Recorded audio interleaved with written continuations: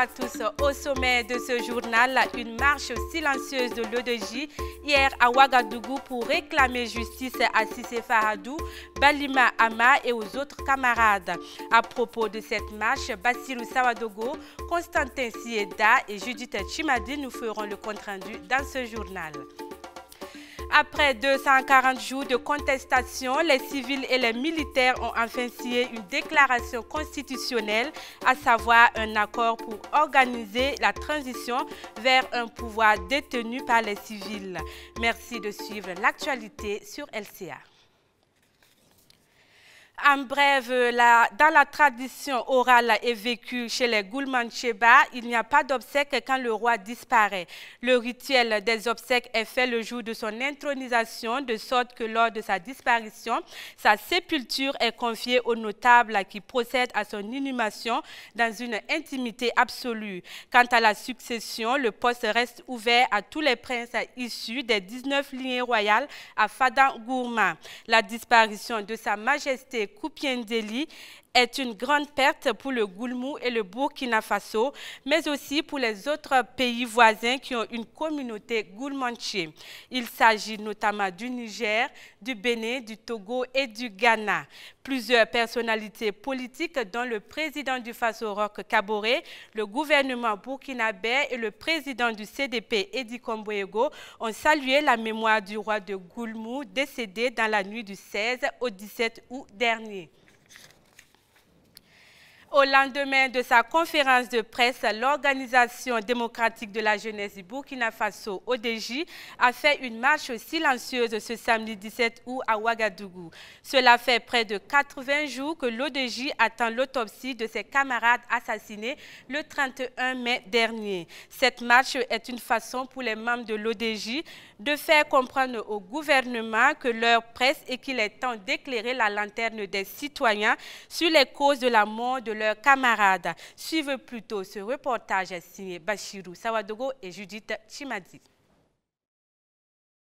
Marche silencieuse, atmosphère de cimetière.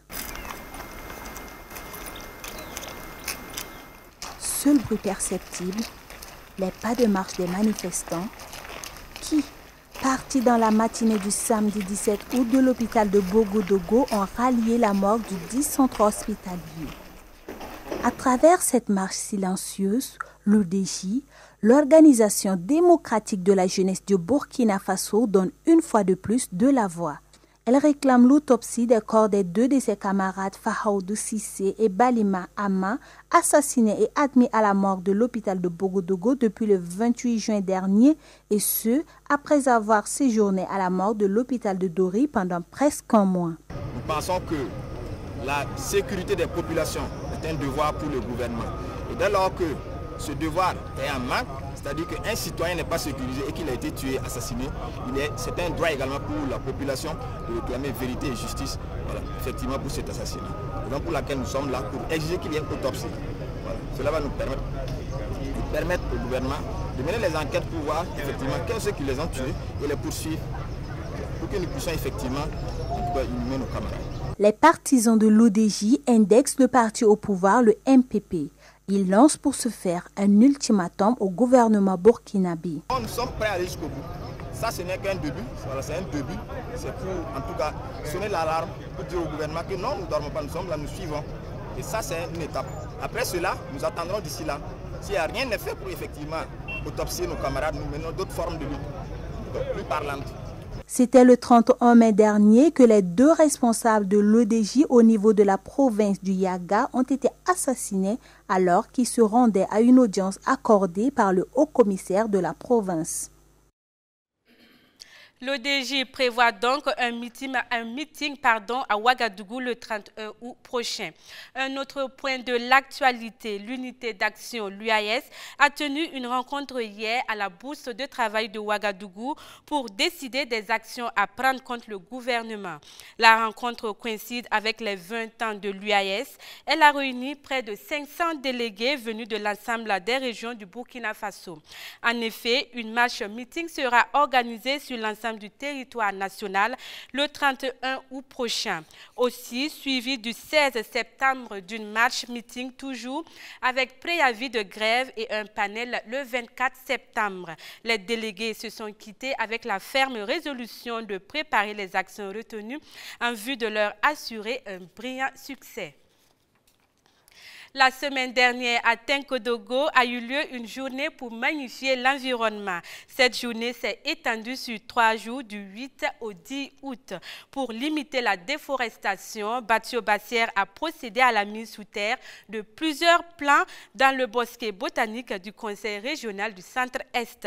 Et c'était à l'occasion de la première édition de la Journée nationale de l'arbre. Lors de cette journée, un cross populaire, une foire de l'arbre ainsi que des panels et de la nuit de l'arbre ont été organisés. Plus de détails avec Ahmed Nanema. Cross populaire matinale à Tenkodogo, suivi d'une séance d'aérobic, marque la toute première de la série d'activités organisées en marge de la Journée nationale de l'arbre par le ministère en charge de l'environnement les 8 à Tenkodogo. Pour nous, en démarrant l'ensemble des activités de la journée, la première édition de la Journée nationale de l'arbre par le sport, c'est magnifier à travers le sport qui est un facteur de cohésion pour inviter l'ensemble des acteurs à s'inscrire désormais dans la protection et de leur accompagnement pour qu'ensemble, de façon à reculer le désert, qui est un facteur du sous-développement et qui empêche bien sûr les pays sahéliens, surtout le Burkina Faso, d'amorcer sa phase de développement. À cette activité sportive s'associe l'ouverture de l'exposition de la foire de l'arbre où ont été présentés des produits forestiers non ligneux. L'École nationale des eaux et forêts n'est pas restée en marge de cette exposition de la foire de l'arbre.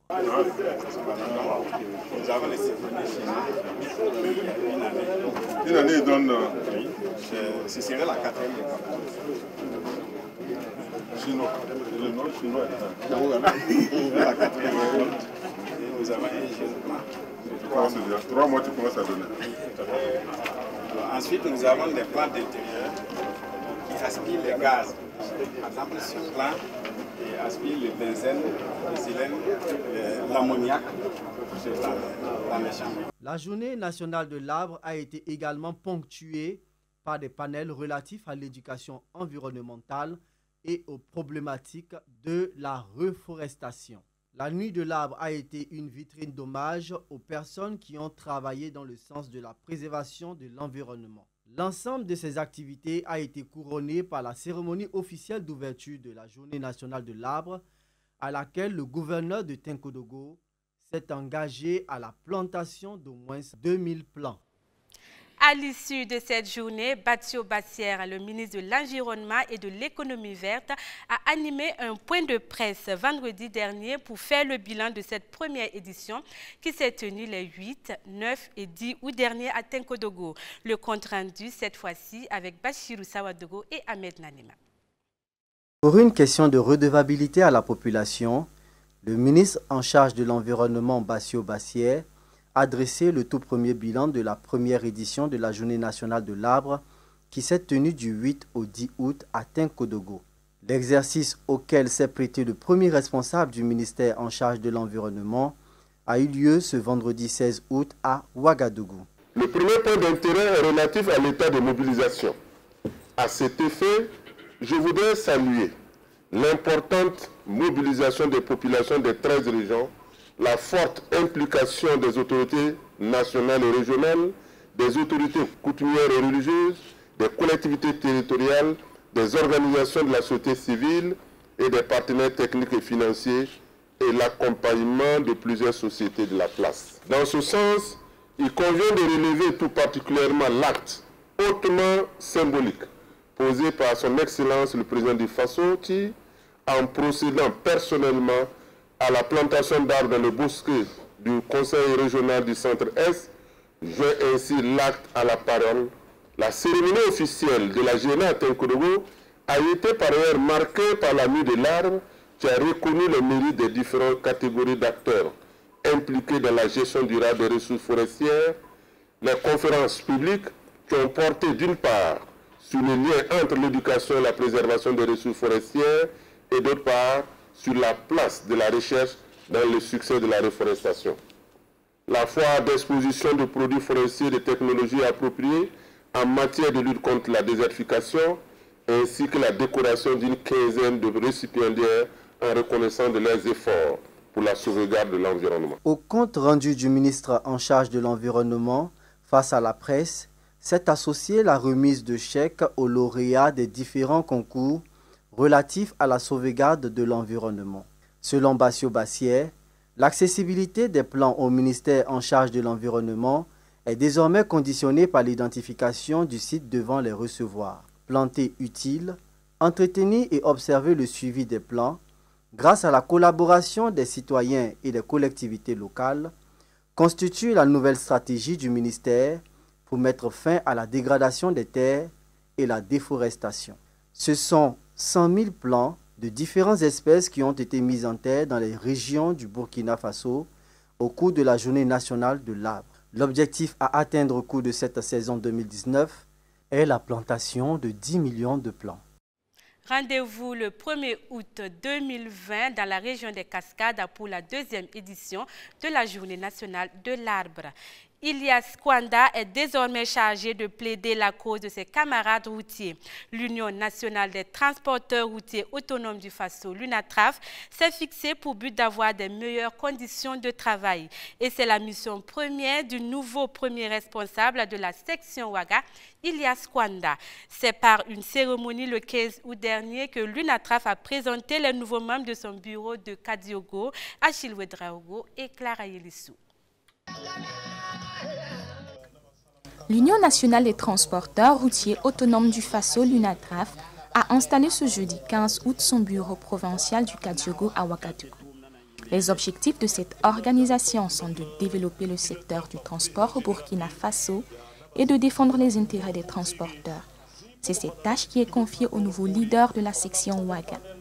Le transport étant un élément clé dans le développement d'un pays, ces derniers se disent investis d'une lourde et noble mission. Ils s'engagent donc à travailler d'arrache-pied. Le nouveau bureau va s'appuyer sur l'ancien bureau pour que nous puissions travailler dans l'entente. J'appelle tout le monde à travailler main dans la main pour le développement du pays.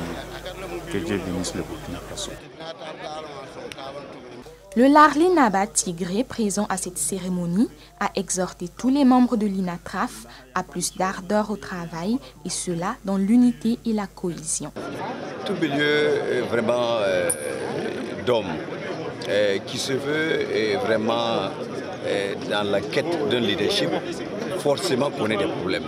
Il n'y a pas de milieu où il y a un besoin de leadership qui ne connaissent pas de problèmes dans le monde.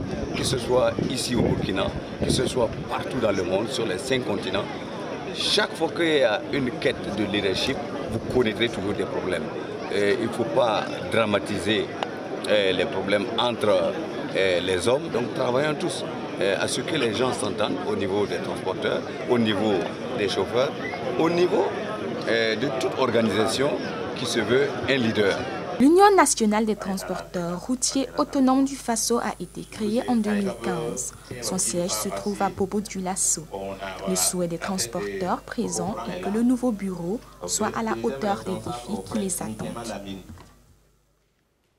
À l'international, plus précisément au Soudan, la cérémonie de signature de l'accord de transition a eu lieu ce samedi 17 août. C'était en présence de chefs d'État et de gouvernement de la région, comme le Premier ministre éthiopien et le président kenyan. Ce document est en fait une source de feuilles de route pour ramener le pouvoir aux mains des civils. L'accord a été signé par Mohamed Hamda Daglo, le numéro 2 du Conseil militaire, et Ahmed Al-Rabi, représentant de l'Alliance pour la liberté et le changement, faire de l'Alliance de la contestation. Aujourd'hui même, le Conseil militaire sera dissous. À la sortie de la cérémonie, c'est le soulagement pour Rachid Saïd Yacoub, le porte-parole de l'Association des professionnels soudanais, l'une des associations qui a lancé le mouvement de contestation en décembre 2018. L'accord a été conclu à la faveur d'une médiation de l'Éthiopie et de l'Union africaine. Le Premier ministre éthiopien a présidé la cérémonie de cette signature historique. J'ai été ravie d'être en votre compagnie toute cette semaine pour le débriefing des informations. Yéli Clarassou vous retrouve demain pour une nouvelle session d'information. Bon après-midi dominical à tous et à toutes.